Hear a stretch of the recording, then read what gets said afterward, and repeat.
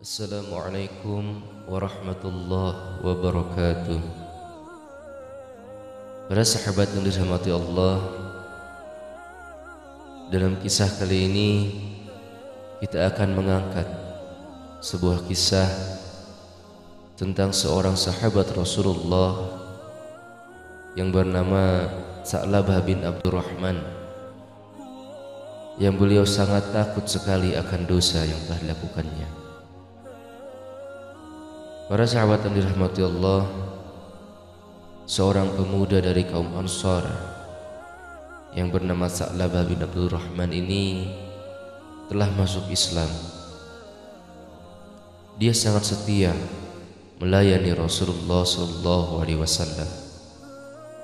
Suatu ketika Rasulullah mengutusnya untuk suatu keperluan. Di dalam perjalanannya, dia melalui rumah salah seorang dari Ansar. Maka terlihat olehnya seorang wanita dari Ansar itu yang sedang mandi. Dia begitu takut akan turun wahyu kepada Rasulullah SAW menyangkut perbuatannya itu. Maka dia pun pergi kabur. Dia menuju ke sebuah gunung yang berada di antara Mekah dan Madinah dan terus mendakinya. Para sahabat yang dirahmati Allah, selama 40 hari Rasulullah SAW kehilangan dia. Lalu malaikat Jibril alaihi salatu wassalam turun kepada Nabi Muhammad SAW dan berkata, "Wahai Muhammad, sesungguhnya Tuhanmu menyampaikan salam buatmu dan berfirman kepadamu, sesungguhnya seorang laki-laki dari umatmu berada di atas gunung ini sedang memohon perlindungan kepadaku." Maka Nabi Muhammad SAW berkata, "Wahai Umar dan Salman, pergilah cari Sa'labah bin Abdurrahman lalu bawa kemari." Keduanya pun lalu pergi menyusuri perbukitan Madinah. Dalam pencariannya, mereka bertemu dengan salah seorang pengembala Madinah yang bernama Zufafah. Lalu Umar bertanya kepadanya, "Apakah engkau tahu seorang pemuda di antara perbukitan ini?" Lalu pengembala itu menjawab, "Jangan-jangan yang kau maksud itu adalah seorang laki-laki yang lari dari neraka jahanam." Lalu Umar bertanya, "Bagaimana engkau tahu bahwa dia lari dari neraka jahanam?" Lalu Zufafah menjawab, "Karena apabila malam telah tiba, dia keluar dari perbukitan ini dan meletakkan tangannya di atas kepalanya sambil berkata, 'Mengapa engkau tidak cabut saja nyawaku dan engkau binasakan tubuhku dan tidak membiarkan aku menanti-nanti keputusan?'" "Ya, dialah yang kami maksud," tegas Umar. Akhirnya mereka bertiga pergi bersama-sama. Ketika malam menjelang, keluarlah dia dari antara perbukitan itu dengan meletakkan tangannya di atas kepalanya sambil berkata, "Seandainya saja engkau cabut nyawaku dan engkau binasakan tubuhku dan tidak membiarkan aku menanti-nanti keputusan." Lalu Umar menghampirinya dan mendekapnya. Sa'labah berkata, "Wahai Umar, apakah Rasulullah telah mengetahui dosaku?" "Aku tidak tahu. Yang jelas kemarin beliau menyebut-nyebut namamu, lalu mengutus aku dan Salman untuk mencarimu." Lalu Sa'labah berkata, "Wahai Umar, jangan kau bawa aku menghadap beliau kecuali beliau dalam keadaan sholat." Para sahabat yang dirahmati Allah, ketika mereka menemukan Rasulullah SAW tengah melakukan sholat, lalu Umar dan Salman mengisi softnya. Tatkala Sa'labah mendengar bacaan Rasulullah, dia tersungkur pingsan. Lalu setelah Nabi mengucapkan salam, beliau bersabda, "Wahai Umar, Salman, apakah yang telah kau lakukan terhadap Sa'labah?"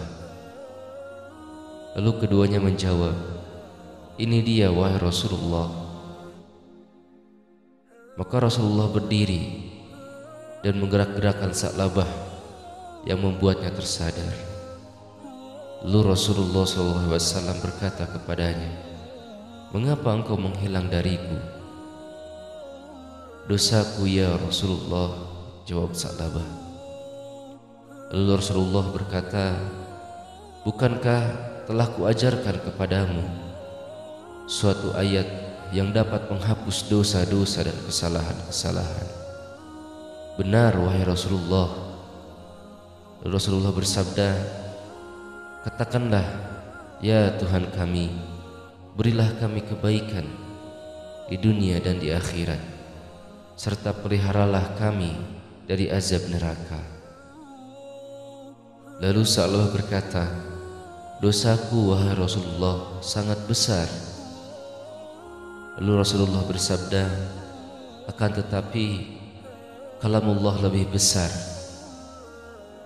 Kemudian Rasulullah menyuruh agar pulang ke rumahnya. Lalu di rumahnya dia jatuh sakit selama 8 hari. Mendengar Sa'labah sakit, Salman pun pergi datang menghadap Rasulullah SAW dan berkata, "Wahai Rasulullah, masihkah engkau mengingat Sa'labah? Dia sekarang sedang sakit keras." Maka Rasulullah SAW datang menemuinya. Lalu Rasulullah meletakkan kepala Sa'labah di atas pangkuannya. Akan tetapi Sa'labah menyingkirkan kepalanya dari pangkuan beliau. Lalu Rasulullah bertanya, "Mengapa engkau singkirkan kepalamu dari pangkuanku?" Sa'labah menjawab, "Karena penuh dengan dosa ya Rasulullah." Lalu Rasulullah bertanya lagi, "Bagaimana yang engkau rasakan?"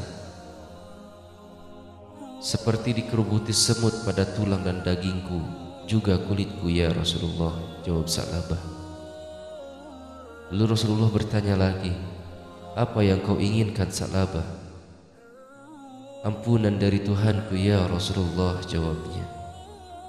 Maka turunlah Jibril alaihissalatu wassalam dan berkata, "Wahai Muhammad, sesungguhnya Tuhan mengucapkan salam untukmu dan berfirman kepadamu, kalau saja hambaku ini menemui aku dengan membawa sepenuh bumi kesalahan, niscaya aku akan temui dia dengan ampunan sepenuh itu pula." Maka segera Rasulullah SAW memberitahukan hal tersebut kepada Sa'labah. Lalu mendengar berita itu, terpekiklah Sa'labah dan langsung ia meninggal. Lalu Rasulullah SAW memerintahkan agar Sa'labah segera dimandikan dan dikafani. Ketika telah selesai disolatkan, Rasulullah SAW berjalan sambil berjingkat-jingkat. Setelah selesai pemakamannya, para sahabat berkata, "Ya Rasulullah, kami lihat engkau berjalan sambil berjingkat-jingkat." Lalu beliau bersabda, "Demi Zat yang telah mengutus aku sebagai nabi, yang sebenarnya karena banyaknya malaikat yang turun menziarahi Sa'labah." Para sahabat yang dirahmati Allah, demikian kisah seorang sahabat yang begitu takut akan dosa-dosanya. Lalu bagaimana dengan kita? Wassalamualaikum warahmatullahi wabarakatuh.